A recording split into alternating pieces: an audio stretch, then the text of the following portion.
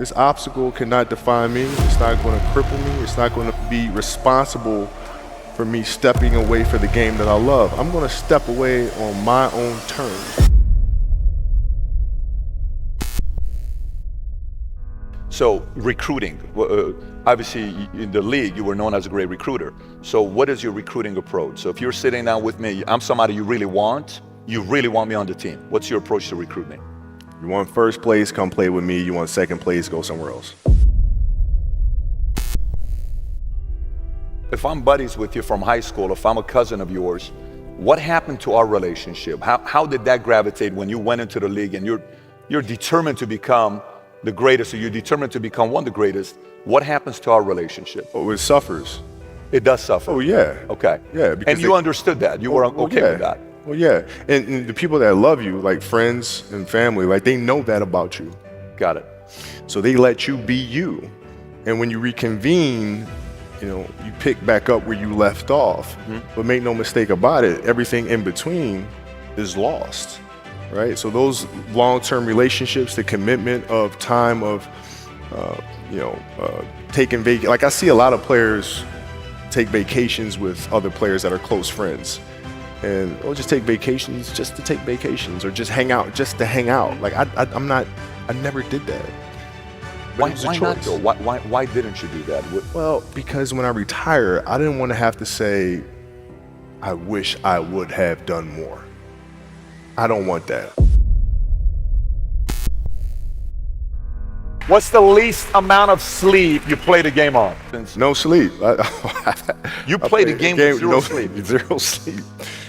Zero sleep. It's like, kids, Natalia had a certain, health situation or what have you, and you're staying up all night, and then you got to go out and perform because fans don't know, teammates don't know, nor do they care, nor should they, that you've been up all night. You got to perform, right? And so you just got to go to work, man. You're playing against the Golden State Warriors. Score is 107-109. You guys are close to getting into the playoffs. You know exactly what happens in the game. You go up, you're about to take your shot, and then all of a sudden, boom, Achilles happens. When I went in the trainer's room, my kids are in there, and they're looking at you and stuff, and I'm looking at them, and I'm like, it's all right, Dad's gonna be all right. It'll be fine. It'll be all right. It'll be all right. It'll be all right. As a parent, you gotta set the example. You gotta set the example. This is another obstacle.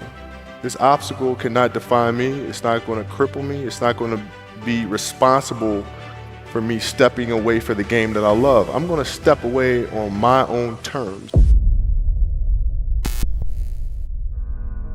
Sometimes we are so worried about what other people think about us. It's like, oh my gosh, what if they think I'm crazy? What if they think I'm over obsessive or competitive? And what if this is like, you're too much? This is just not healthy for you to be thinking this way, right? Yeah. How did you get your mindset into this alter ego to be comfortable being Black Mamba? Like, how did that happen? It's a good separation for me, emotionally, to be able to put myself in a place where at practice or when I'm training or during games, I switch my mind to something else, switch my mode into something else, right? For me, it's the equivalent of Maximus Decimus Meridius in Gladiator picking up the dirt, smelling the dirt. It's go time, right? So that was my mental switch. It was like an actor getting ready for a film. You got to put yourself in that cage. When you're in that cage, you are that character. And then when you leave there, it's something completely different. But when I'm in that cage, bro, don't touch me. Don't talk to me. Just leave me alone. You've gone. Same determination. What's your current work schedule look like today? If we have a project and you're saying, okay, I can do that, that's not the project we want. The projects that say, I don't know if I can animate that. I don't know how to write that story. I don't know how to do that. Those are the things we want, because through that curiosity, you'll reach a level that you didn't think was possible. Basketball for me was the most important thing. So everything I saw whether it was TV shows, whether it was books I read, people I talked to.